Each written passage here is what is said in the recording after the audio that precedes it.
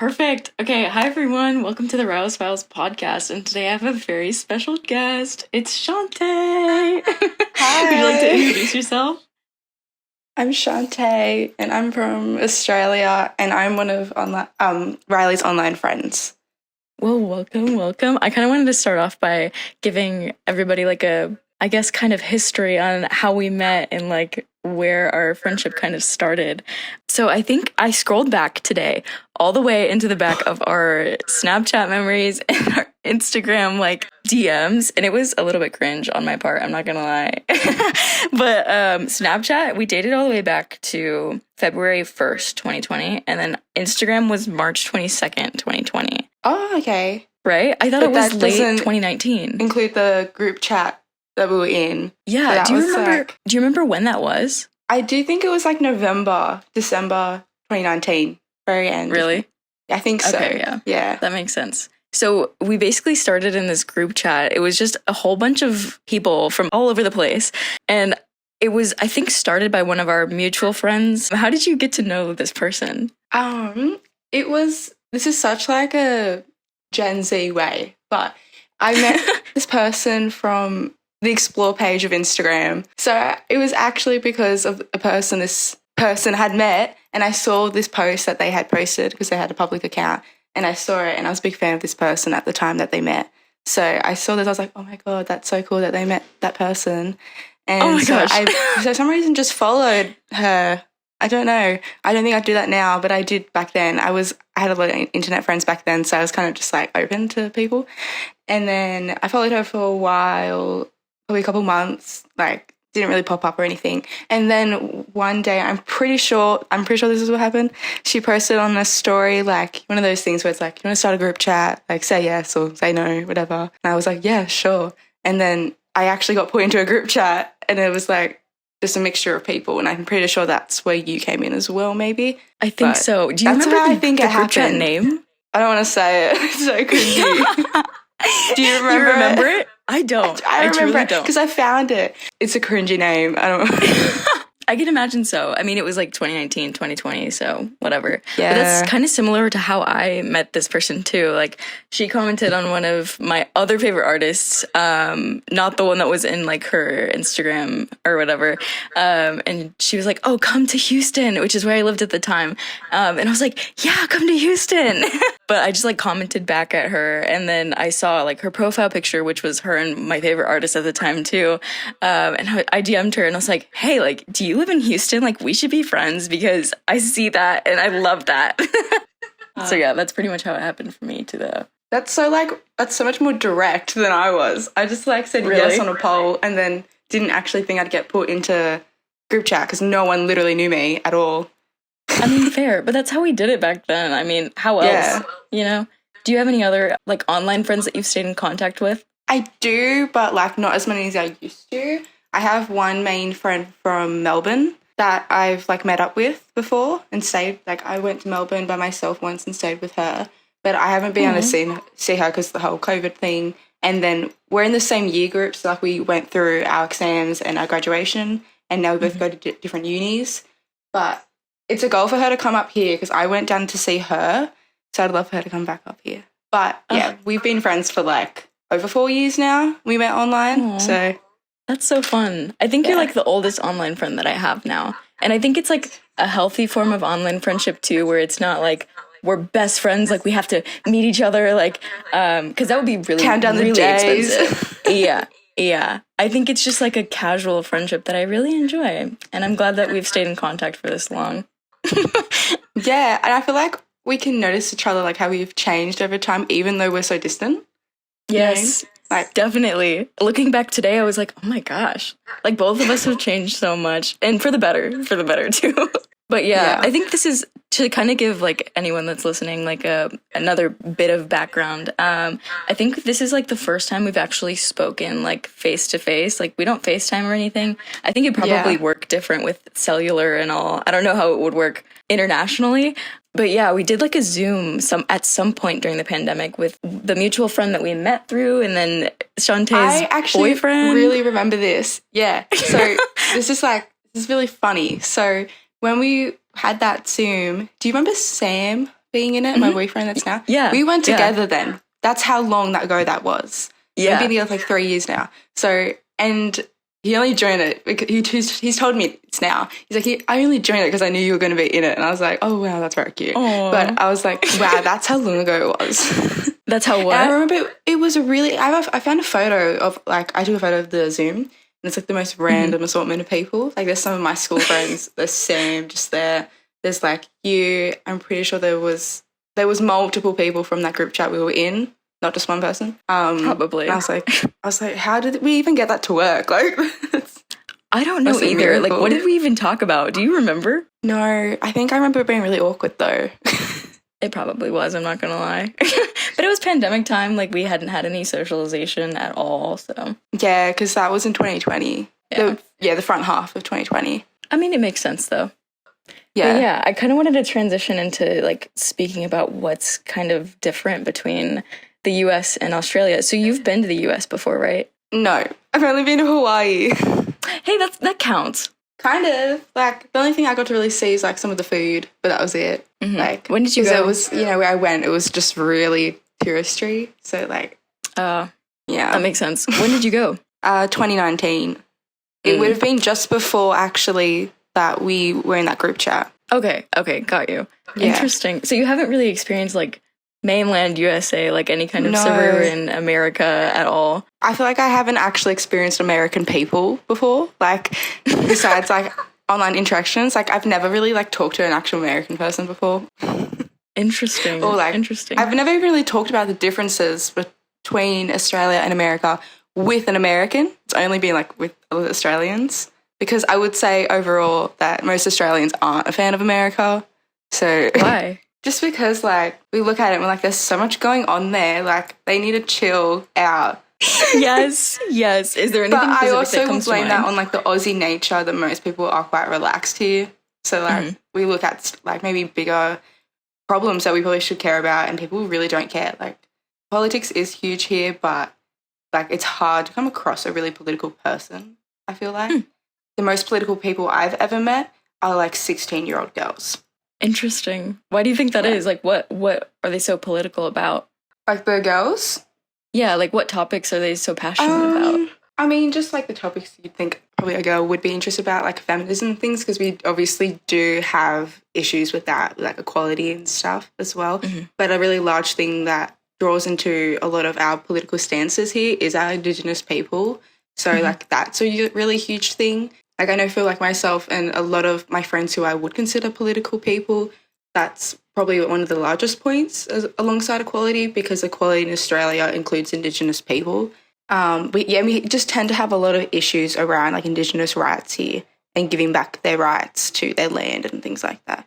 Yeah, that's probably what I'd say really defines a political person of my age, because when you look at the older generations, of course, like most, they don't see the value in those topics as much. Like it's like I feel like Australian politics is a lot more bland. Like we have like those issues, but overall like our politicians are very like just economy based. Like they're looking at the economy and they're looking at our country rather than like people, which I feel like is probably quite common. But we're saying that we don't actually have too many discussions on like body rights and like racism and things like that as much. It's really strange. Yeah. Do you think there's not many discussions on that because it's more like progressive than America? Like as in like they, I don't know, already give you enough rights as it is? Or do you think it's just that Australian people don't care as much? Look, I think our generation of younger people, if we were looking at that generation in comparison to both countries, I would say maybe the generation in Australia is more progressive. But we're saying that the older people still aren't very progressive. Like, and also Australia is still a really, really racist country. It's actually up there with being one of the most racist countries, which is probably like largely tied with all of this, like speaking about Indigenous people. Like a lot of the older people don't understand or agree with like how we like think that it's like one of those cases of like equality in like equity. Like we owe Indigenous people so much. Older generations don't understand why they should be given more opportunities, more resources, etc. like that. Talking about progression, we still I would say we're getting somewhere, but I don't think we're going to get any sort of like outburst of great progression in a while. Although I will say one positive thing that did happen with Indigenous people in our parliament lately was they've actually included like designated politicians in our parliament to have Indigenous voice, which is really interesting and really great. So when it comes to the environment, it all comes to Indigenous topics that, you know, impact their culture, impact their generation living on, there's always going to be someone who's Indigenous in the parliament and is always going to have like an equal voice, which is really great. That only just happened probably a couple of weeks ago. So I don't know if it's in yet, but there's good things happening, but it's like taking such a long time. Understood. Yeah. I mean, it's pretty frustrating over here too, as I'm sure you've probably seen and probably have heard about. But yeah, that's interesting. And I think that's really cool that they're adding like an Indigenous person to actually have a say in the parliament. I think that's something that America should consider too. It's a really great idea. But yeah, as far as like differences between like sayings and stuff though, I kind of went back into our old conversations too. And we were talking about some of these a long time ago. And I don't know if you remember these, but I don't remember them. One of the US phrases that you didn't know how we used was knock on wood. Do you remember what that is? No. What's your best guess? Knock on wood? Like go hard? Go hard? Like go crazy? Yeah. It's kind of more like a superstitious thing. It's like knock on wood, like you say something and you're like, oh, I don't want that to happen, like knock on wood. I'm sure that's a thing here, but I just don't know like phrases and stuff. Any of the superstitious stuff. Like that makes sense now that you explained it. But one of the ones that Australians said that I didn't know what it was my shout. What is my shout? My shout. So if someone says my shout and you're out for dinner, then they are going to pay for you. Oh. So shouting for someone like on is me. like taking care of them or paying for them. Okay, so it's like I got the tab or I'll pick up the bill, something like that. Yeah, but it's like if basically it's like it only really happens, like I only really see it when people are like buying beers for their mates. It's like, mate, buy a shout. Okay. Like for alcohol. Oh, yeah. I don't know. Like people aren't doing it for big bills. It's only for like little things. Interesting. And then another one for the US that we recently talked about. Actually, I don't know how recently it was. I could be totally lying. There was like a picture of a black toilet that I posted and it like didn't have like the seat that goes all the way around. It had like a gap at the front. Oh, yes, I remember that. It has a gap at the front. Yeah. Why? You guys don't have those?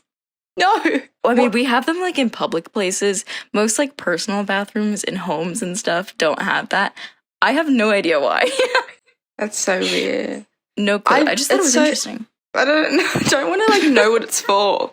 But that is really weird. I've probably seen it before, but if I have, it's only been in like really not great public toilets.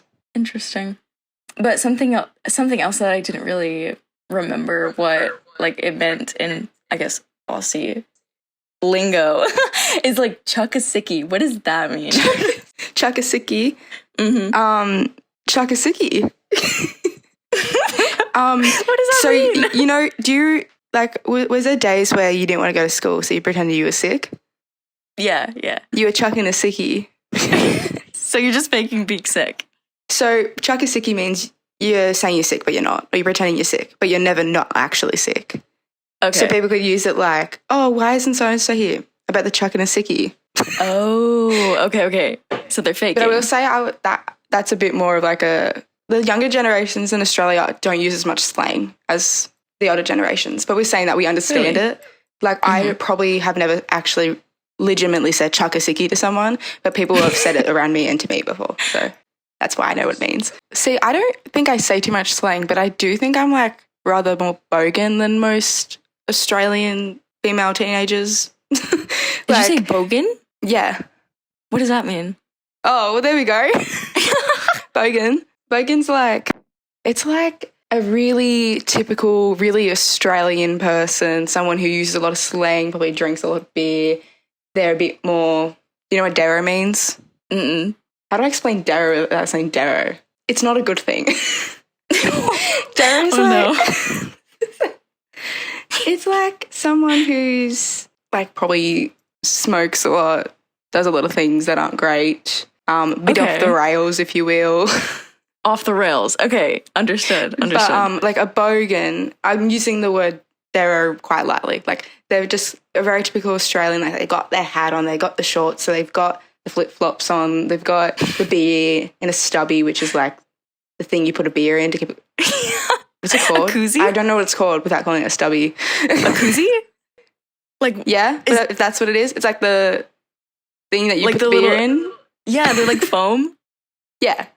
Yeah, a koozie. He's got that, you know, it's just like how probably someone overseas would really portray an Australian as a bogan. Okay, interesting. But we're saying if someone says they're probably quite a bogan, means they probably do use more like poor English than like the normal person. Like I find that I have weird phrases like that I use that I didn't realize were not normal when I started going to uni in the city. And it's all the city kids, and I'm saying stuff, and they genuinely think I'm weird. And I'm like, this is normal. Like what? Like, I was actually talking to Sam about this a couple of days ago, and I was like, for some reason, like when you joke like you're going to punch someone, I say I'm going to clock them. Yeah, that makes sense. But they didn't know what I meant. And I was like, it's just like more like little phrases that like you use to substitute actual words. Like I think I do that a lot. And they don't understand that because they're coming from very like more put together families where their families are not saying clock them. They're not even saying hit them. They're not saying any of that. Yeah. I've said that before. Like, I think I said that sometime this week. Like I'm going to clock them. Yeah. Like it just sounds better. Yeah. Interesting. All right. Well, unfortunately, this is all the time that we have for today. Shanté has to give the laptop back to her nan, which is her grandma. Yeah. Not many people call grandmas nans, but she's very young, so she passes. She's like 50. Oh, okay, perfect.